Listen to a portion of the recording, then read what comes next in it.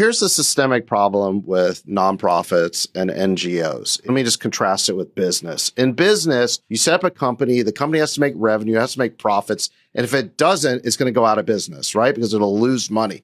So there's a feedback mechanism from the market. With an NGO, nonprofit, what have you, they raise money. They don't sell things. They fundraise from donors in order to engage in an activity. But what happens over time is the actual activities may stop mattering. And all that really matters is they're able to keep fundraising, right? Because they're just trying to figure out a justification to keep going back to donors to get more and more money out of them. That's what perpetuates the organization. Why wouldn't the Southern Poverty Law Center focus on Southern poverty, which is an issue that actually still exists in some shape or form?